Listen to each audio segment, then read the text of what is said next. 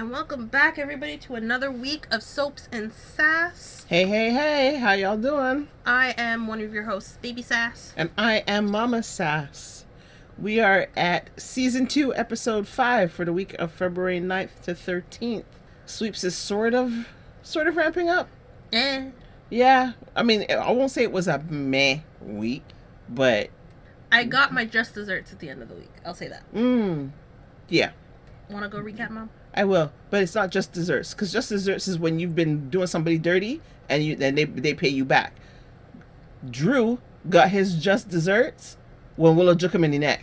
Okay, fine. I got my cake and I happily ate it. You got your payoff. Yes, you did. All right. So here's the recap. On Monday, Emma delivers bad news to Gio. She's left in town. Her grandmother ain't doing well. She gotta go tell her mama. Bye. I'm out. Jason is alarmed to learn of Anna's situation. He's kind of thinking, she might not be crazy. She might not be paranoid. But what if she is? Jocelyn is taken aback to learn that Cullum is Sidwell's partner. She don't know everything. Little girl, you don't know everything. Dante receives an offer to stay on as the commissioner. And Brennan is skeptical of Cullum's story that Anna lost her mind. As is Felicia. As is Jason. Well, Felicia was kind of buying into it. Dante didn't buy it. Felicia and Mac. Yeah, but Dante was like, no. And Jordan was like, no. So this should be interesting. On Tuesday, Carly makes Valentine an offer. She'll go to Windermere in his place because she has a standing offer from Sidwell. So she does, and she apologizes to both Lucas and Marco. Little Danny gets creative to find out more about Charlotte and her background. Really, Also he just wants to know, are we related? Is it okay that I kiss her? Because... Is she my cousin? How close cousins are we? Right. Everything he want to know. Which we'll get into. And then Alexis tips off Jason. Danny's got a girlfriend. Almost. Tracy offers Cody a fresh perspective on Molly's book, or the character that is supposed to be Cody in the book, which was kind of sweet and interesting. And Lucy wants payback when Sidwell does not fall in line after she... Issues an ultimatum, exactly right. On Wednesday, Sunny offers strategic advice to Lucy, who had gone sprinting to Sunny, talking about take him down. And he's like, no. Because of your love life? Give me a break, lady. Trina questions Joss about her smoking habits. Don't ask. Jason issues a warning to Joss, like, check yourself, be careful, don't do anything without me. Lucas gets the shock of his life. Carly was right. Charlotte gets food for thought when she goes to her father to warn him about Nina being shady. And she kind of tells him that she told Danny, and he's like, you sure you trust Danny? Yeah. You sure you trust Danny? Yeah, that's blush. Danny's a teenage boy here. So, yes, yeah. But keep in mind that teenage boy is also a Cassadine, so, you know. Well, sure. On Thursday, Maxie returns! Nathan seeks out Lulu, because he just can't stay away. Boo! Portia delivers big news. Curtis, you are the pappy. Boo! Brooklyn counsels Gio regarding Emma and their future. And Jordan and Curtis discuss their future. Good luck. On Friday, Felicia and Spinelli make a big decision. Felicia will tell Maxie about Nathan. Which for a second I thought, based off what had transpired in the episode, I thought it was, even though she said she would, I actually thought Spinelli was going to end up doing it, but, you know. Brooklyn does not hold back. She reads Lulu the Riot Act. And you're definitely going to get into that. I am going to get into that. Nathan shocks Britt, tells her that Anna thinks Faison is alive. I'm interested to see how that plays out next week. Yeah, that could be interesting. That's why I say it's kind of like, okay. It's a little slow ramping, but yeah. Right? Because I have some thoughts on that, actually. So okay. Hopefully I remember to come back to that. And Lucas opens up to Elizabeth about what he discovered. And she says, get the hell out.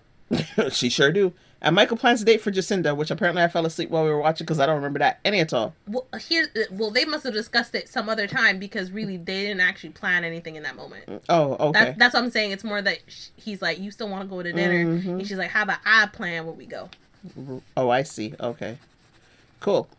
So, where do you want to start? Do you want to start with your joy and delight? You want to talk about Maxie? Or... No. Okay. You want to talk about Danny's love life? Yes. Okay, go ahead. yeah, Danny, quite an interesting start to the week with your, hi grandma, I have a genealogy thing. Can you help me with the Cassadine genealogy?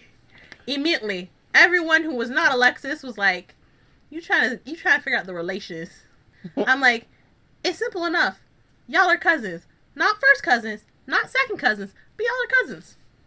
Even though she's like, the only real connection you have is like your great-great-grandfather. And I'm just like... She wasn't wrong. No, she's not wrong. I'm just like, they're still cousins. They're still cousins. They're still cousins, but it's something like 6 cousins or whatever. Right. It's first not like, cousins it's not, 27 times right, removed. It's not like the Cody Sasha situation where they're first cousins. I get that. And it's like, why did we come back to that story? Like, ew. Can we leave the cousins alone? Or is it because, viewers are just like, ain't y'all related? And so you just want to address that and put it... Because I'm pretty sure I asked that question not before that scene actually aired. Yes, but I was like, wait a minute. Huh? Isn't it? Yes, and I completely forgot the Cassadine part because you did ask me if they're not related, and we were talking like, okay, well, Danny and Rocco are brothers, but they're not really. And then Rocco and Charlotte are brother and sister. Right. And it's like, well, half. So, no, there's no tie. Completely forgetting about the other parents involved. Right. Completely ignoring the fact that Valentine and Alexis are first cousins, but that's pretty much... Right. After that, it kind of... Exactly. And it's like, surely you could bring another teen onto the scene. Just to, like, do we need to put Charlotte and Danny together? But seriously, what other teen is there? I don't know, but they could bring one in. That's all I'm saying. Like, maybe Cullum has a kid, or Brennan, one of his dalliances has a kid. So, like, there's so many other places a kid could come from.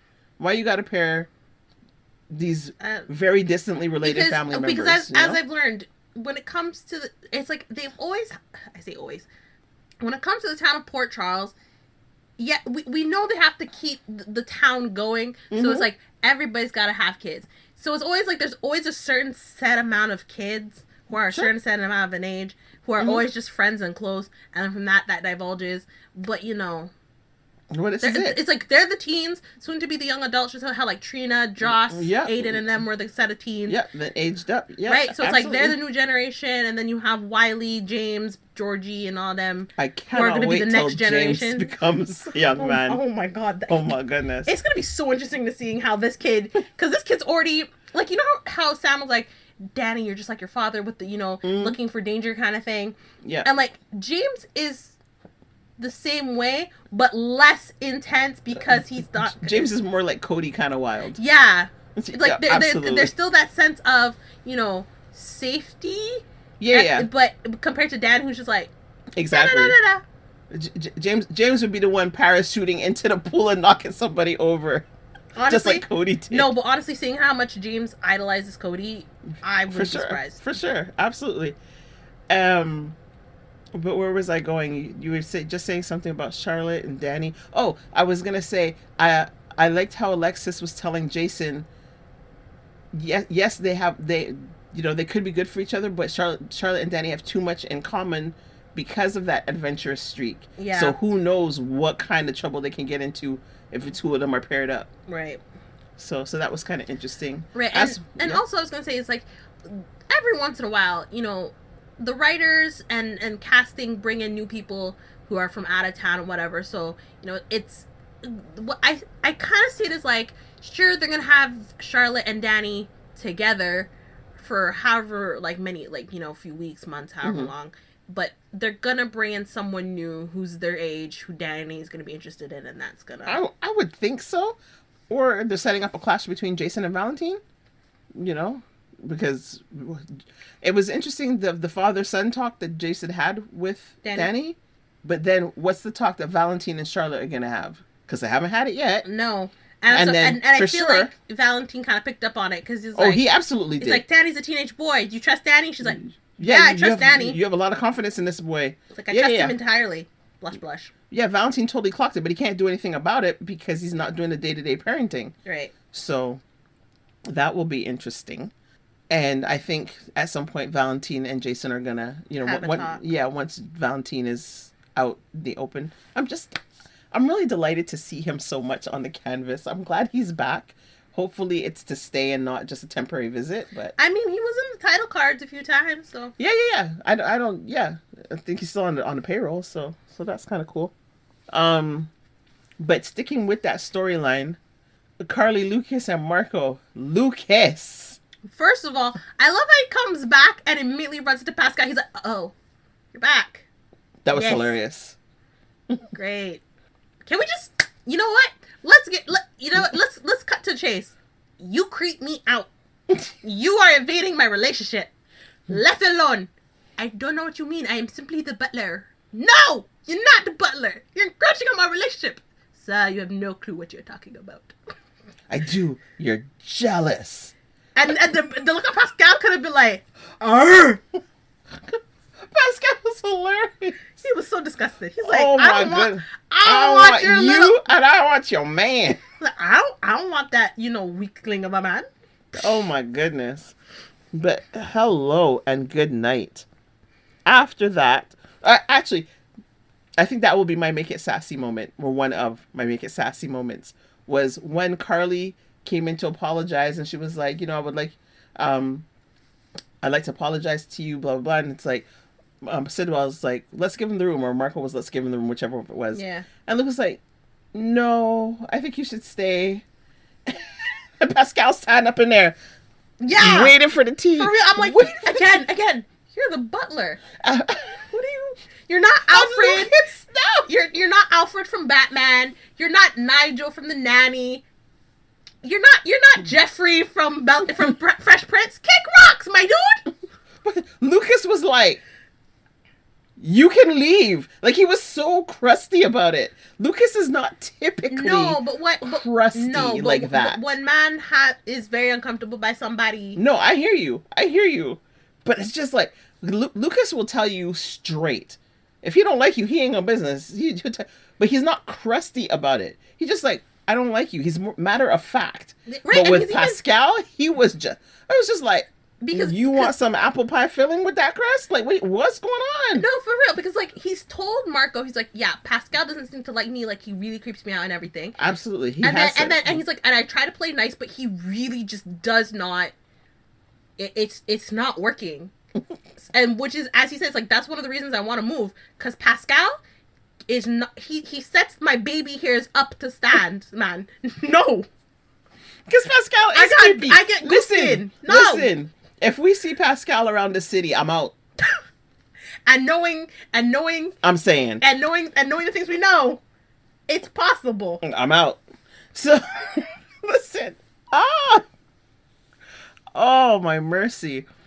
That was something. Pascal just looked so highly offended. Like, what, how very dare you? And Marco's like, beat it, dude. Like, what you doing? Right? And then later, when Lucas leaves and then comes back and he's dropping, and then you just see Pascal in the distance, and you're like, huh, I didn't think you'd be all up back there. I thought you'd be closer. Because that's what he's been doing. Like a whole Children of the Corn thing. He just ping right upon you. I actually was shocked to see Lucas at the hospital afterwards, because I really did not think Pascal was going to let him out the house the way Pascal has been carrying on. Right. I did not think Pascal was going to let him leave. But given the fact that, Sidwell did speak to him, like, I think he's like, no, but I think it was like, you know what? I know he's just overheard this, so I'm going to let him go do whatever he is, and I will speak. I will not act. I will speak to Mr. Man and get my instructions from there. Girl. Because I don't even know if he knows what was overheard, because obviously Pascal's not close enough to the door to hear it. But he knows he heard something that put Lucas in a very so he definitely heard, so he can pretty much infer that he heard something he really should not have heard, which was Pascal's concern all the while. Maybe Pascal will go, you see you, because that exchange is my absolute comedy moment of the week between Sidwell and Pascal. And Sidwell is like, I don't remember what the words were, but it's like, I'm the boss and you are the butler. Yep. I am the boss and you are the butler. Say it. You are the boss. I am the butler. And it's like, if you keep this up, I'm shipping you back to Paris. Holy moly! So if Pascal has his nose out of joint about that, he might be. I tried to tell you, you didn't want to hear nobody, so right. It's like whatever you get is what you get. It's like, shame on me the first time. Fool me once, shame on me. Fool me twice, shame on you. Fool me a third time, they ain't no third time. Pretty much. He may more likely run to Callum. Cullum, which would make more sense. Because he's like, yeah, I told him that this is not okay. He's gonna get caught. Now, I've seen it. He's done it. Do something. For real. Though, I will give props to Elizabeth for, talking to Lucas and helping him, rationalize things a little bit. Mm-hmm. And definitely her saying, look, get the hell out. Yeah. Because you don't know what's going on, but Windermere, yeah, no. And that the whole business of go back and get your things and come back. Don't go back. And then for him to hear Marco be like, yeah, we need to talk again about Sunny Corinthos. On the parapet, where people tend to fall off the parapet. And as you were saying the other day, in our last one, a parapet, a stony parapet. That's not white stone. That doesn't look like a plantation house. I mean, y'all. But I will also say that Elizabeth was telling Lucas whatever she was telling him, and I was saying how there's a difference between. It's like you could. I'm like, Lucas, do you not see the difference between your relationship with Brad and your relationship with Marco right now? Because yes, both of them are lying to you or have lied to you, but the difference in them lying is Brad was lying to you to not hurt you and protect your heart, right? And protect you and what could happen to your family. Because before that entire thing with Wiley/Noah. Y'all were good. There was no issues. We had worked everything out. The only thing that broke y'all up was the fact that he lied about the baby. That's pretty major. No, I agree. It's your major. child is dead. No, I mean that's major. That's something he really should have said. It's like, hey, yes. Look, but it just happened. Like it was literally an onset of SIDS. Like I couldn't have done right. Nothing. And I was having trouble with the pain. I'm gonna put you through that. Right? I take your point. Right, compared to Marco, who's actively hiding things from him, performing illegal acts. You know his dad is sus, and you're like. You told him about how, like, your last relationship, and it's like, you really value these things, and, you don't want to be hurt like that again. Even Britt, I'm like, he doesn't know this, but even Britt is telling Marco, hey, you lying to Lucas is not great. As someone who's witnessed and done things similar to this, like, I'm telling you, you need to come clean. I was so confused by that. Like, it's one of those things where it's clear they're setting something up. Right. But it was just like so random. Like, what reason did Britt have to have this conversation with Marco? Marco has done her dirty from jump. Right. So why she's having and I think it's what I liked. What? Okay, go ahead. One, I think it's obviously the manipulation. Like, if I can get him to feel a little piece of sympathy and come clean or whatever, and possibly save his relationship, he might allow me to get my meds or whatever. Okay. I think it's a little bit of that. Or okay, I think mainly, that's a I good think a little reason. bit. I think that is like the main motivation of that. Okay. But I think it's also like, even though her and Lucas butt heads, which is what she said. Yeah, she's like, I'm the last person to defend Lucas. It's like. She still knows Lucas does not deserve this. Especially since she knows that her best friend did, the same thing in a different manner. It wasn't to the same degree, but it's like, yeah, I don't like Lucas. I'll be the first person to admit that and harbor. But Lucas doesn't deserve this. Lucas, he's a great guy, even though he has impossible standards, but he doesn't deserve this. Yeah. And you should not be doing this to him. And you know what?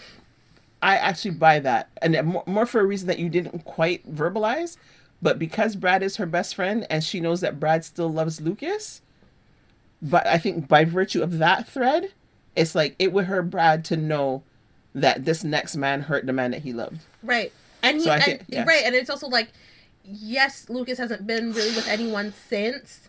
It's also like, since Brad, and they were kind of rekindling that, and then it just went to hell because he admitted to blackmailing Portia and all that. It's like, Marco is sort of the rebound guy. Sort of. But I mean, there was a lot of time between them. But again, it's like I said, it's like together he'd stopped dating, and then they were kind of rekindling, and then it blew up, and so again, rebound guy, but not really. So yeah. So that's where my things with Lucas have gone. I'm kind of over that, but I'm excited to also see that conversation between Lucas and Marco now that Lucas has overheard Marco talk about taking out Sunny. Because again, father of his nieces and nephews, his sister's, close friend, ex, but whatever, still, even though he has his issues with Sonny and what Sonny's done to Marco, it's still, like, connected in that way. But yeah, I wouldn't be surprised if someone falls off that parapet again.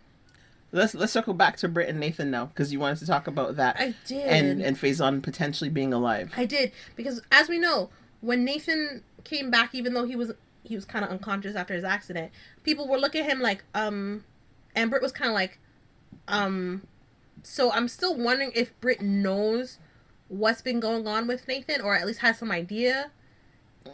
To know where he's been and where he now come from? Yes. Oh. Because again, we never got an answer about that.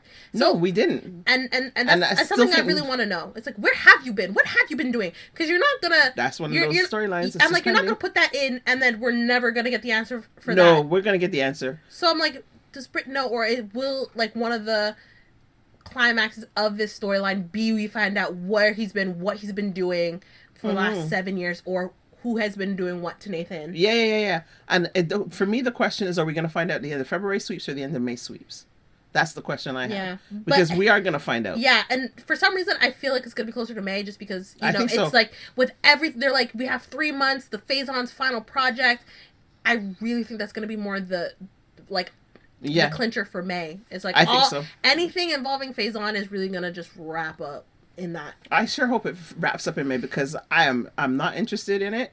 I'm actually kind of glad, or I'm hoping that they've taken Anna out of play, because her character is just tired, as far as I'm concerned. Which they said, well, it's maybe because they said, well, we'll leave Anna alone for now in her little delusion, but she's not, out of the game. Like, no, exactly. We can still get to her if we need her. They weren't sure. They said we could try. Right. Yeah. So that'll be interesting. No, and the part that Anna's playing in it is not at all interesting to me. But I am curious, and I think Nathan already slipped up when they were having whatever conversation in the police precinct. And he chain of custody.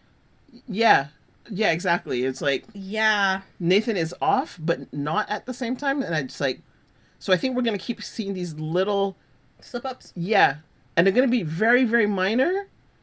And very easily explained, but they're gonna be there. That's what I think. Yeah, I feel like I'm gonna need to take note on that, just to see what little slip-ups happen, because it's like, as you know, when it comes to me, I like trying to solve a mystery as it's going on, and they drop little hints. Because I remember, I was reading my book, Haunting Adeline, and like, you have the main story, but pretty much at the end of almost every chapter, there's like a little journal entry from like her great-grandmother, and you're trying to, and it's like, oh, who possibly murdered the great-grandmother, and you're trying to figure that out, and like, it gives you clues, and I was figuring out the who did it, and I figured it out before I think I got to like the last 2 entries or whatever, and I was like, so I like when I'm able to predict or put pieces together before it actually happens. And when I don't figure it out by the time I get there, I'm usually just like, the signs are right there. Sure. When you have the answer, it's like, oh yeah, I see the path now. Yeah. So if you haven't already, you should start a tracker on those little things. It's for sure. I am. Yeah. So I'm curious about that. Yeah. There's another thing involving Britt and Nathan, but we're gonna come to that at the end, because that might be a little bit of a talk. Another thing involving Nathan and Britt. Well, it's overall the last names similar to like the relations. And, I didn't look that up, but I don't know if you did. But I did. Yeah. But yeah, if anyone can tell us in the comments, does anyone know why Britt and Nathan have like 2 different last names? Because and Nina too, because it doesn't make sense. Yeah. Nina, obviously, her parents were the Reeves. It makes sense, but why Nathan's last name wasn't Reeves? Or having been raised by the same parents. Right? And then even on top of that, it could be like he was a Reeves but changed his last name after, because he didn't want to be associated with them, because possibly Mama was crazy, Daddy was crazy, Right, but then we follow that he's not a Faison. He's not a Faison, and honestly, he's not an Obrecht either. Right, so, which honestly, in terms of the Faison, you really don't want that last name. You don't want to be associated with that. Agreed. Obrecht, completely like. At the beginning, maybe not. Now, you don't really care. You don't really mind. Right. But, it's later in life. Right. Sure. Fine. Britt, on the other hand, why is her last name Westbourne and not Obrecht if she, Why she doesn't have her mother's last name. Exactly. And why is there no commonality between her last name and Nate's? Nathan. The only commonality would be the West part of their right. names, He's Nathan West. She's Westbourne. Where did that come from? Right. There's a common basis somewhere. Yeah. So, yeah, if y'all know. Yeah, because I'm trying to think of other people within the show who don't really have, who are like full siblings but still don't have like the same last name. Kind of thing. I think we had found a couple, but in any case, because obviously, notwithstanding, because there's also Peter August / Heinrich Faison. Where he had the same last name, but is he the eldest? I think he is. Because he was with Anna's twin. I think that was before Faison got with Obrecht. I don't even know. So. I just know he came in and that was that. And do you think, did we talk about this? I think we did. Do you think Peter August is actually alive? Or that was just her hallucination on the drugs? I think that was her full-on hallucination. Okay, fair. Because that man does not need to come back because already like, and I say this because it would be so interesting that this man comes back to torture Anna but doesn't go looking for his kid after he tortured Maxie more so mentally looking for this child. And she literally had to be like, here, Brooklyn Chase, take my child so she doesn't get found by her crazy ass father. He may have other priorities. He may have other priorities at the moment, and we'll come back after the project is done, because it's not like Bailey Lou's going anywhere. It's not like he don't know where to find a kid if he's alive. But okay. Well, here's the thing. So far, Mac and Felicia haven't said anything about Peter. Because Anna said, oh, I saw Peter, and didn't say anything. So unless they say, oh, yeah, she saw Peter August, and they say that in front of Maxie. Agreed. But Felicia told Jason that. I don't remember. Okay. I just know she said, I have a message for you from Anna. Yeah. That's true. Okay. Let's talk very quickly about... I can't even say her name. Portia? Yes, thank you. You're welcome. So Curtis is the father. Oh, Grady. Grady? Yeah, sorry, I was meant to say, oh, great. And whatever other word was coming out my mouth, and it just... That's fantastic. I want to use that. Yeah, that's disappointing, because I honestly was hoping it was Isaiah. Because, that's just how the soap operas work. It's very rare that's going to end up being the same guy unless it's established relationship. Which, not to say that Curtis and Portia didn't have an established relationship, but, yeah, but issues. I know, but there's more drama if they have the child together, right? Right, I know. It's with the whole, Portia, Jordan, you'll never get your hands on my baby. It's like, she don't want your baby. She wants your man. There's a difference. Yeah. But yeah, because also for me, again, if it was Isaiah's baby, we have more of a reason to get Isaiah's family drawn into this just drama. Because I really want to know what his family's up into. Yeah, but I don't know if I mentioned this before, but as much as I don't like the character of Isaiah, because I find he's a little pompous as well. Do you feel that for the character specifically, or just the guy portraying him? No, the character specifically. Okay. And it's interesting that you asked me that question, because that's a little bit where I was going. I really like the choices that the actor makes. You see, like, I know this happens with me where you know exactly what I'm thinking. It's on my face. Yeah. With Isaiah, it's on his face as well. I don't know how many times people might want to tell him fix his face, but you can see, and he does a great job of portraying. For example, the scene where he came in and he was like, "Oh, Portia, I don't remember what he was telling her." He's like, "Yeah, the lab has my DNA or whatever, so they're running the test, and we should know the results soon." in like an hour or whatever it is. And he was so excited to tell her that, and you see that in his face. You see the excitement, and then he's like, "Oh shoot, Trina's been standing here the whole time," and so he's kind of like, "Ooh, let me dampen my enthusiasm." Yep. And you see that meter dropping on his face, right, type of thing. And then he's like, I'm gonna go. And then Trina also does a reasonable job of showing her feelings on her face as well. Because the thing is, she had an awkward smile on her face after hugging her mom, and then immediately when Isaiah comes in, it's like, hey. It's like, oh, you're here. Right? So she does a good job as well. And then fast forward when Britt comes with the results, Britt seemed a little too excited to give those results. I don't even know what was happening there. But anyways. I think, again, it's just happy to do her job. I think so. I do think so. I would agree with that. I think that's more what it is. Because she knows this is a very strenuous situation. She's not being like, ooh, drama. I really think it's like... Agreed. I really think it's like, I'm happy that I'm back and I can do my job and, help somebody and give somebody some care and what have you. Because as she even said to Portia, it's like, I'm glad you're doing this and, whatever. And I'm here if you need me, whatever. And, right. Yeah. So in that scene, Britt comes along. She gives the results. She's reading the paper. Again, this actress. I'm sorry. You can go. I don't know if it's you as an actress or you as the character. I don't know, but you can go. Mm-hmm.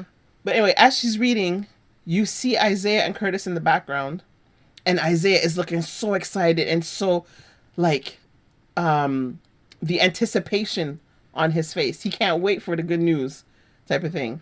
Sorry, you said anticipation, and every time I hear that word, I think of anticipation. No. I think of Tim Curry. I see you shiver with anticipation.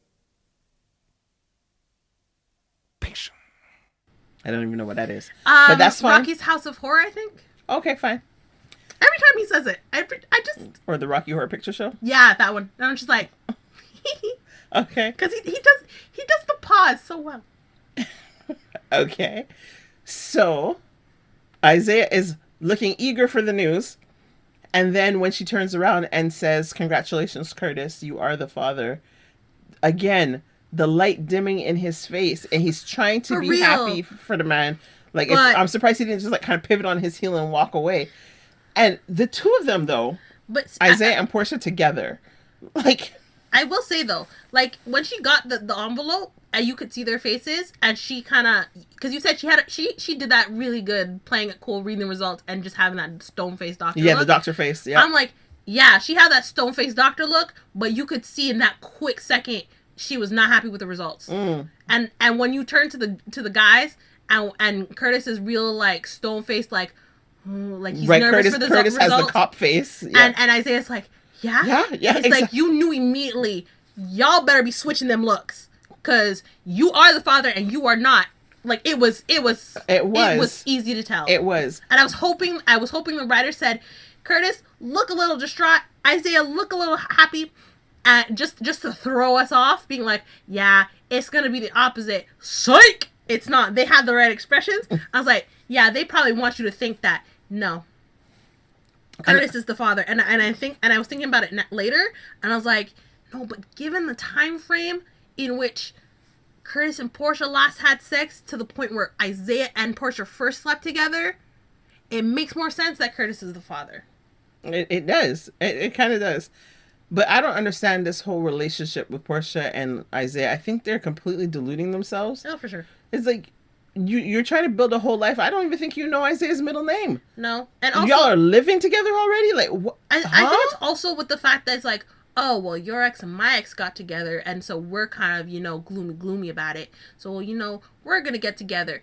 And, yeah, sure, right now we're happy, but it's like, yeah. How long is this honeymoon phase going to last? I mean, and he's taking such good care of me, and he sent me a salad with extra almonds. Yeah, you want to know why he's taking so good care of you? One, because you're pregnant. Two, because, he's like, yeah, your man didn't treat you right. I'm going to show you that. I'm going to treat you better. He's essentially love bombing you.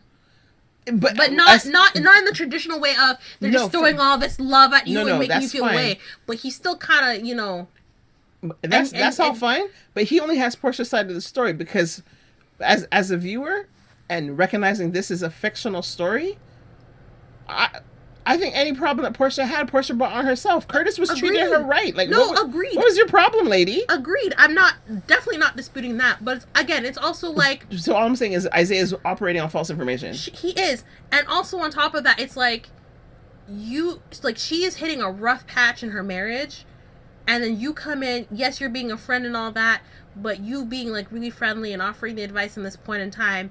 And not to say that anyone in who's going through a hard time in the relationship, if you have any guy friends or girlfriends, whatever the situation may be, comes and is lending an ear or a shoulder or whatever, it's gonna lead to y'all developing feelings and having a relationship after. I'm not saying that, in this situation, there's a good chance, though. Yes, I'll tell you that. But in this situation, it's like he's the first guy. He's there for you, and he's basically, you know, giving you the things that you were lacking in your own relationship, and you are like, oh, you know, I'm not getting that there. I'm getting it here. And you're just basically floating to the thing that is feeding the thing that you don't have, as like, yeah. And so you're really just rose-colored glasses. Yeah, we all do that. We all do that, and I think I'm gonna let that lie, because I ain't here to preach to nobody. This is an entertainment show. We talking about a soap opera. Either way. But right, okay. But I will say, I do like the advice that Ava gave to Trina after. She's like, I should be happy. The baby is my dad's, but I'm not happy. And then it's like, and Ava's just like, yes, understandable. Your relationship with your mom's going to change. You're not going to be sure if you can trust her. But Trina, you're the one who dictates how your relationship with your mother goes. It's like, yes, you're going to have Isaiah over at dinners, and you're going to have and Jordan there, and it's going to be this mixed family. But, you know, again, you're the one who sets the tone and the pace of your relationship regarding your mother. It doesn't mean you love her. It doesn't mean you don't love her. But, you know, you're in control. You're in control. And I like that Ava gave her that advice. I was very surprised. I think I must have been very tired that night, because I don't remember. I remember they had dinner or coffee or whatever. Coffee. And it's just like, yeah, because she. What are you talking about? Yeah, because she even said, it's like, you know, when Kiki started seeing Griffin, I stepped away, and I was like, who the hell is Griffin? And I had to look it up. I was like, oh, you were dating this doctor, and then your child might start dating this doctor. And you're like, yo. I was like, okay. That was, wow. That was a whole something way. I barely remember. I saw a picture of this man. I said, I barely remember you. Yeah, that was something. Okay. Let's jump to the story of the week. For us, anyway. Maxie's back. Do-do-do-do-do. They wrote that waking up so well. Oh my god. And I will say this.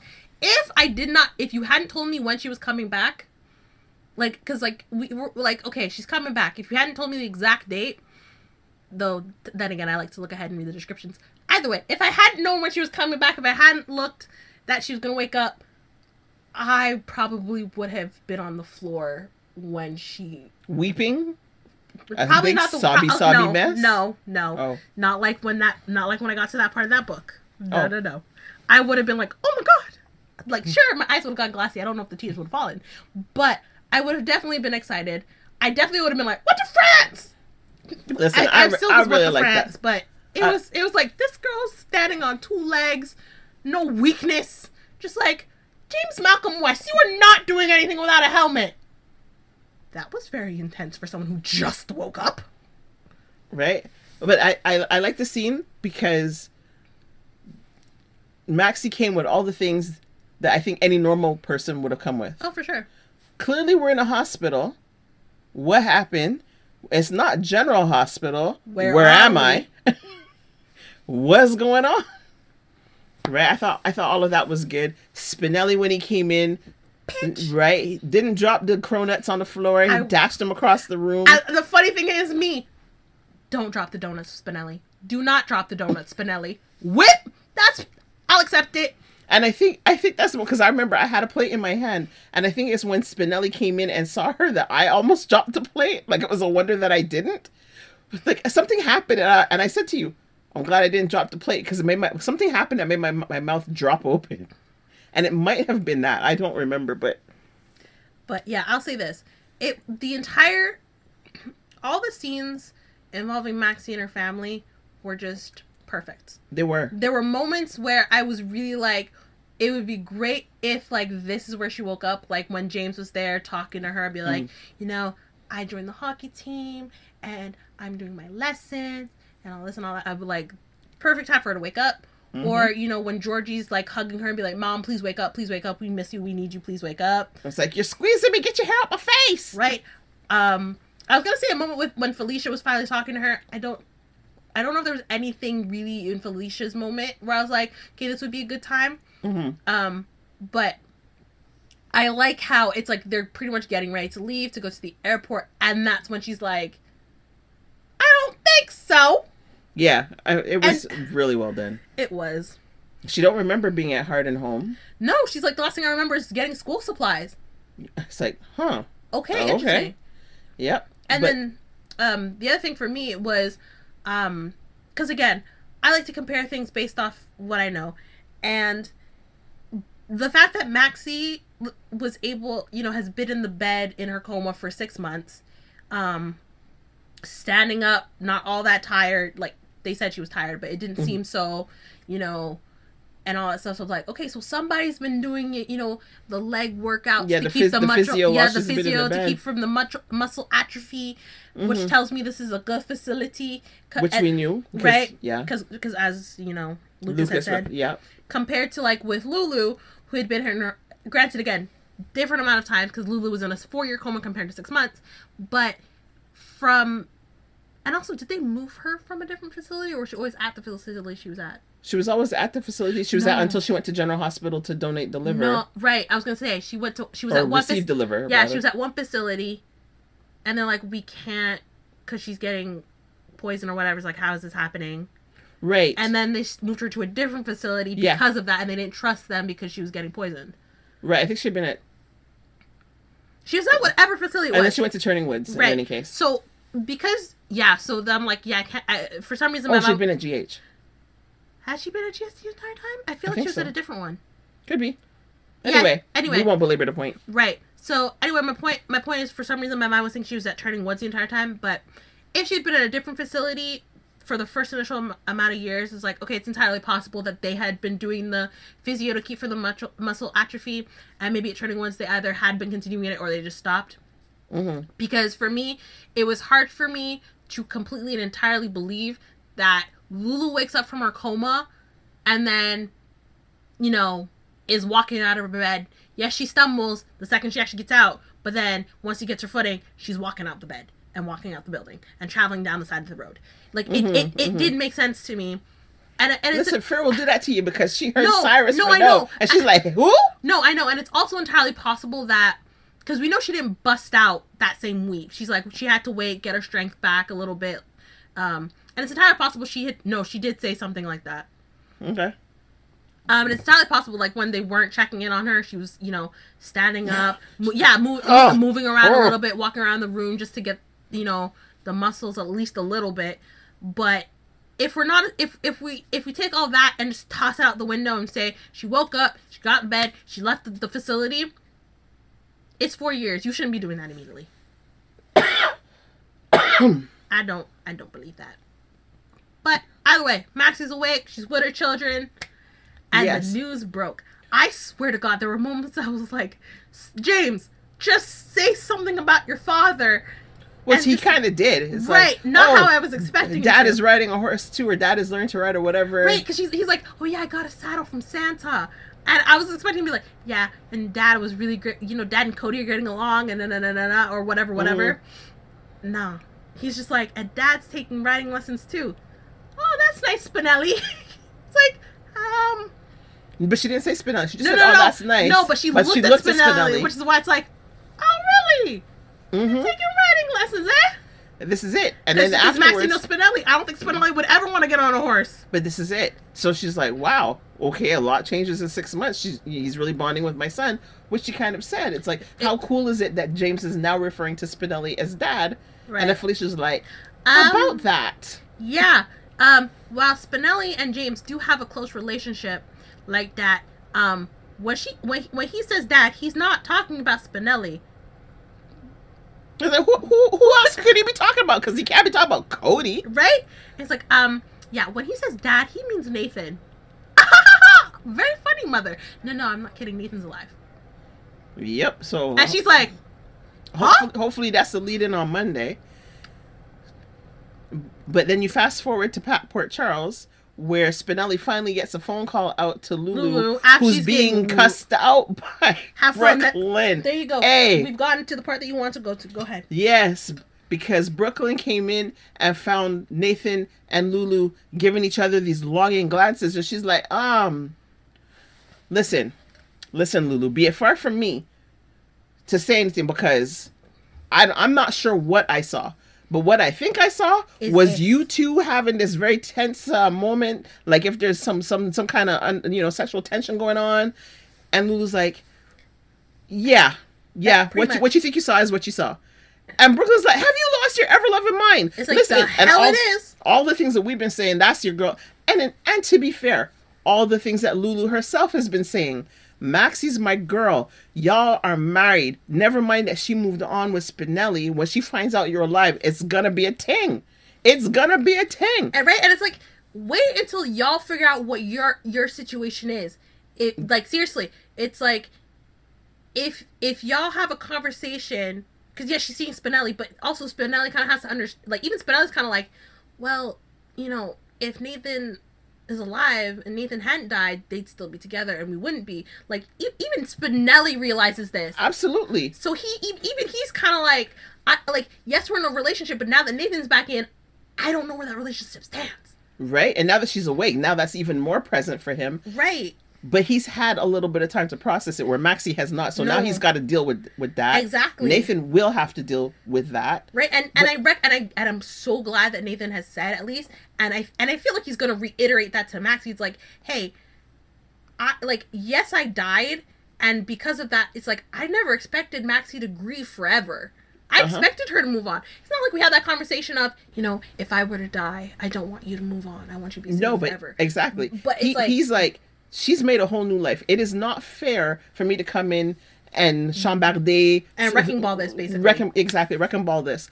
Whereas Lulu was like, so Dante, what you saying, when she woke up, right? Yeah. Which was a little bit ridiculous. And it's like, yes, she understood that he had moved on with Sam, but then Sam died and all that, and he was grieving and everything. She didn't want to kind of impose herself on that, but then she did.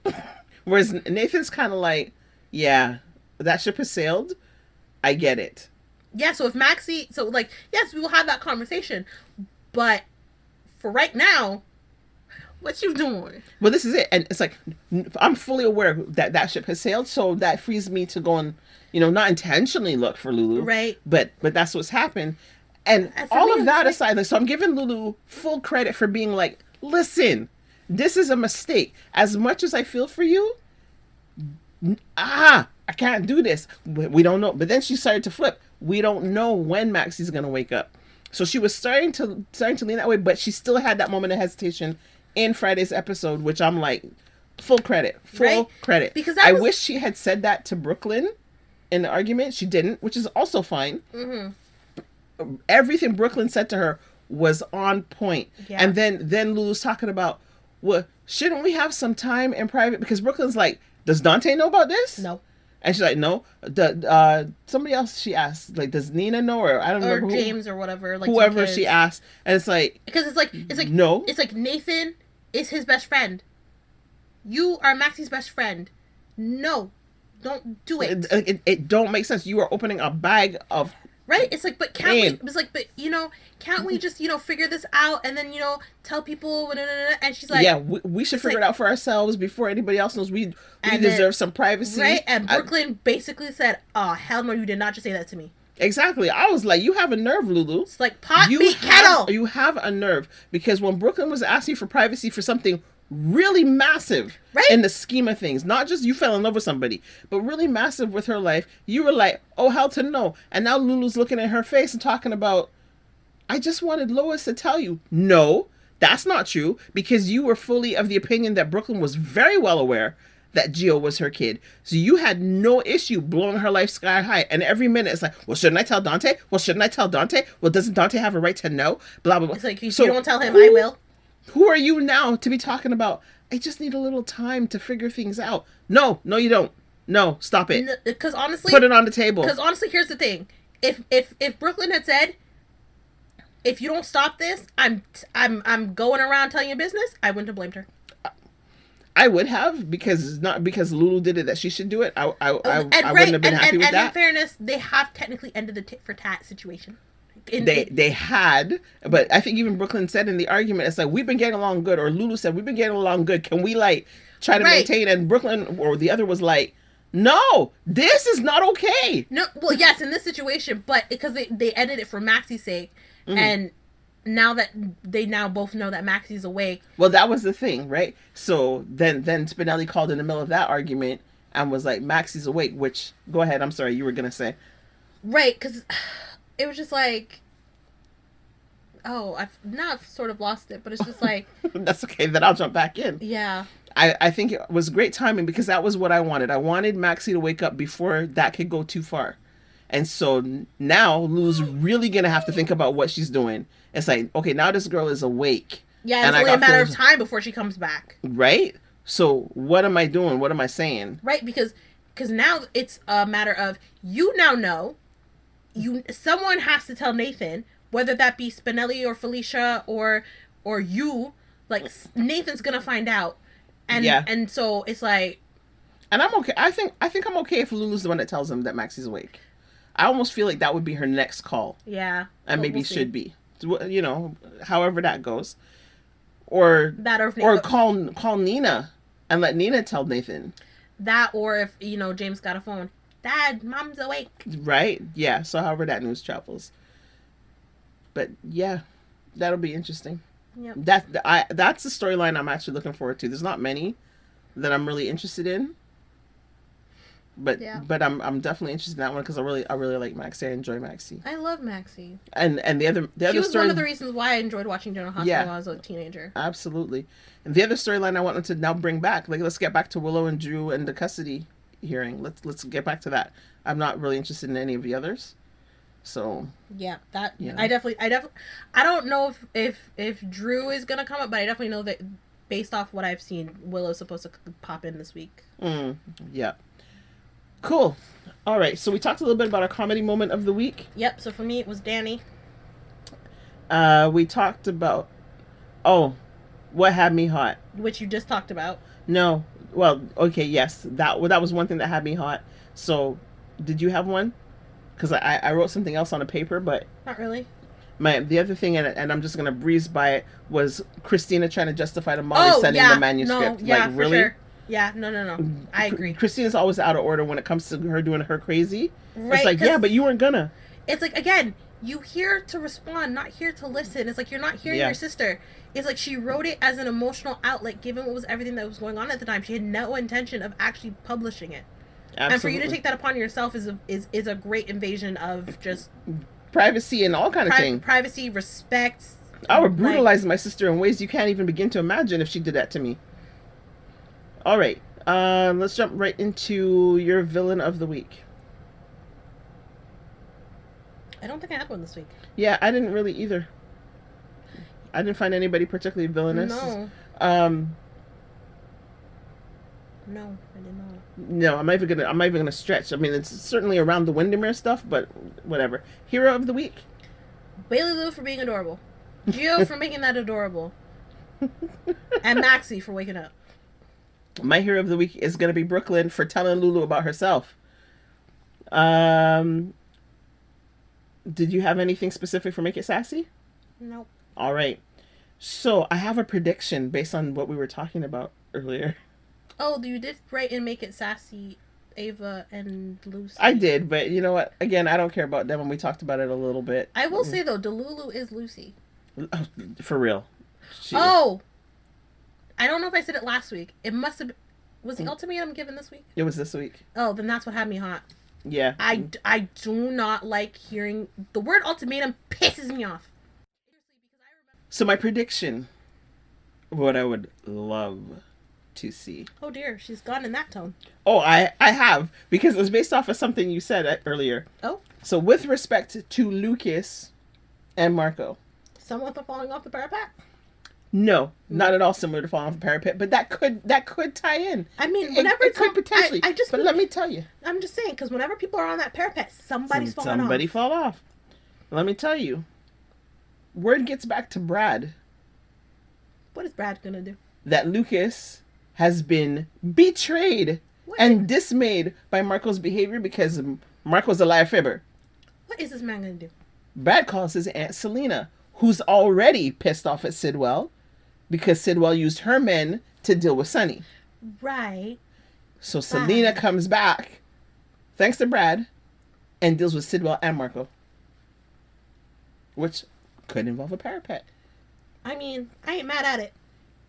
I would love that. I would love that. It's just because like, Because I was like, Brad going to Selena. I'm like, but it doesn't seem like Selena really likes her nephew though. No. That's what I'm like. What is Brad gonna do? Brad gonna go to Selena and be like, nah. She would not do anything Hey, for you, listen. Brad.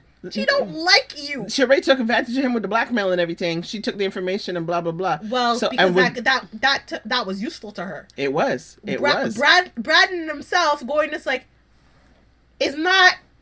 Listen. But he's like, you got a leg up because of me.